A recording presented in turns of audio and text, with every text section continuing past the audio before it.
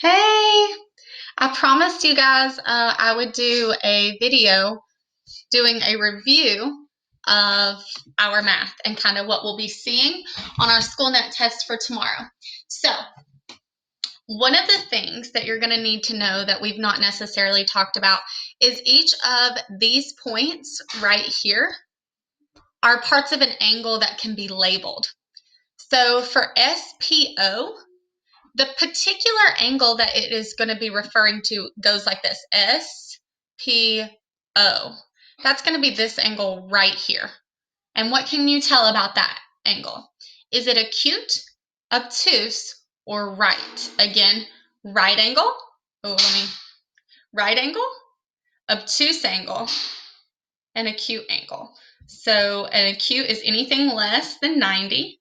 That looks like a perfect little edge there. Anything less than that is called acute. It's little. Anything larger is obtuse. Does that look larger or smaller than something shaped like this? It's larger. That's an obtuse angle. So let's look at this one right here. ORS. And I'm guessing that's supposed to be a Q. So let's fix that. QRS, because there's no O on here. So let's see what angle QRS is referring to. So we're going to start at QRS. So QRS is referring to this angle. What do you notice about the angle QRS? This angle right here.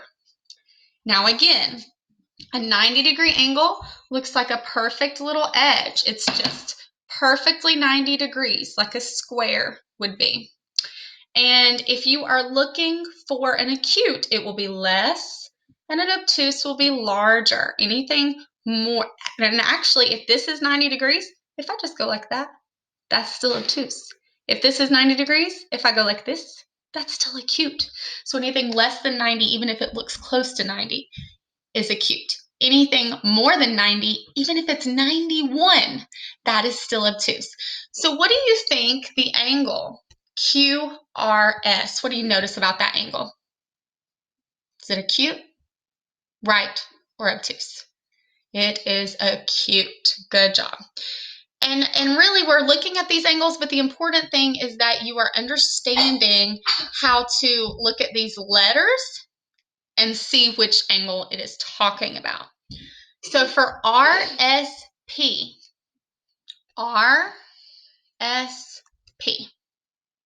which angle is that referring to? So we started at RSP. That is going to be this angle right here. And what do you notice about that angle? That angle, is it 90 exactly? Is it less than 90 or is it larger? So which one does it look closer to? Does it look like it's this, or this? It is an acute angle. It's less than 90 degrees, okay? Now for our last task for this number one question, let's look at this angle right here. I'm going to give you a second to think about what would you label that angle if you were trying to label it and name it. What name would you give that angle? Remember, you have to do 3 separate letters to indicate that angle that you're talking about. So if I went PSR, that's going to indicate the angle S. If I went QRS, that's going to indicate the angle R. So which one would indicate that Q angle right there? That would get us that angle. Let's see, we go this way. PQR would get you that. Now, these are reciprocals. You can figure out this angle by PQR or RQP. RQP. Because RQP goes this way and PQR goes that way. It still gets you that angle. So that's our number one review. Let's look at number two. All right, guys, I have this angle right here. It has a box in it, and we are wanting to know How many degrees are in that angle? So if there's a box inside of it and it looks like this right here, how many degrees are in there? What do you think? 90 degrees. You got to remember that, y'all. 90 degrees. 90 degrees. 90 degrees. Build it with your hand. 90 degrees. Good job. Number 3. Okay. So when we look at number 3, I am asking you how many degrees are in this angle. We just talked about that. 90 degrees. How many degrees though? We can't measure the exact degree, but I'm going to highlight them in green. What type of angle are those? Right there. So we've got one right angle. What type of angle are those other 2 angles? Are they right, acute, or obtuse? What do they look like to you? So if I finished drawing this out, right, like this,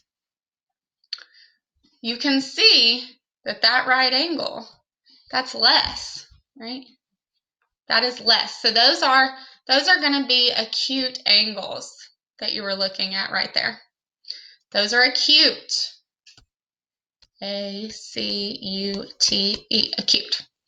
Let's look at this shape. Oh, that is super confusing, but let's take a look at it. Number 4.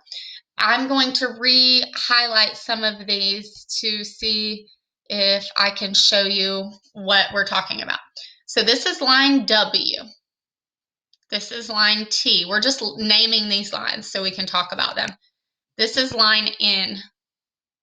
Now we can tell line N is just intersecting with line W. They are only intersecting. They are not perpendicular. Line N down here will eventually, it almost did, intersect with line T as well. Again, that is not perpendicular. So if you were asked which 2 lines create perpendicular lines, you would have to go with what 2 lines? T and W. Or I might say, what line is perpendicular with T? What line is perpendicular with T? W. It's not going to be N. Or I might say, what line is perpendicular with W? Not N. T. Right there. And by the way, we're going to talk about in a minute, so I'm just going to go ahead and talk about it right now. Right here where intersecting lines meet, that's called a point. We've got a point here. We've got a point here. And I didn't continue these lines, but if they would have been continued, you would have another point there. Okay? So those are the ones that those create. Let's look at number 5. Okay. 99-degree angle is what we're looking at. 99 degree. If you have a 99-degree angle, is that going to be acute, right, or obtuse? So we're going to have our right angle here, and it is worth 90 degrees. We already covered that. If we have an acute angle, it will be anything that comes this way, from 89 and down.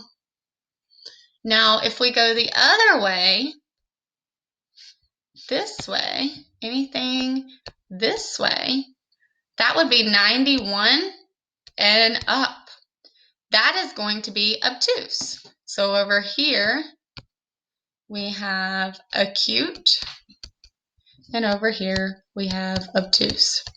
99, is that going to be 91 and up or 89 and down? Which way would that go? 91 and up or 89 and down? 89, 88, 87, 86, 85, or 91, 92, 93, 94, 95, 96, 97, 98, 99. That's going to be over here on the obtuse side. So 99 degrees is an obtuse angle. Okay. Next problem we're going to look at is number 6. These again have labels. These lines have labels. So this line is W. This line is N. This line is R. This line is S. and this line is V. So you just kind of have to look at what letter is close to that line, and that's the label it is, okay? V could have been labeled down here, but it's not. That V is there, and that's what it's close to. This line is not going to be S because S is up here next to this line. So you just kind of have to look at what those are.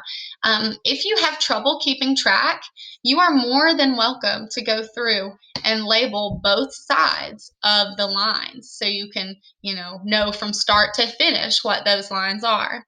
So the question that you could possibly be seeing is going to be, what line is parallel to W? Now we have two sets of parallel lines in here. We have RS and WN.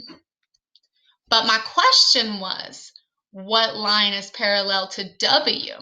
So we have W right here, and we are looking for what line is parallel to that. This line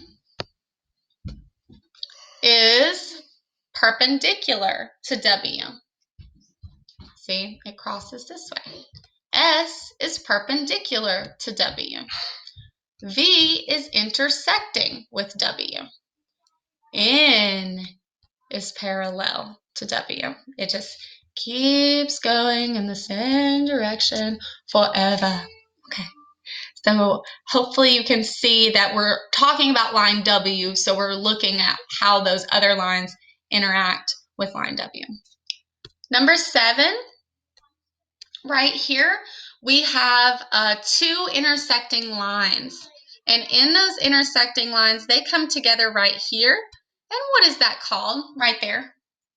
That is called a point. Boop, point. So if you had a shape something like this, how many points would you have? 1, 2, 3, 4, 5, 6, 7 different points. When two lines intersect, they create a point. Okay? That is our review. I hope it will help you with your test that you take tomorrow.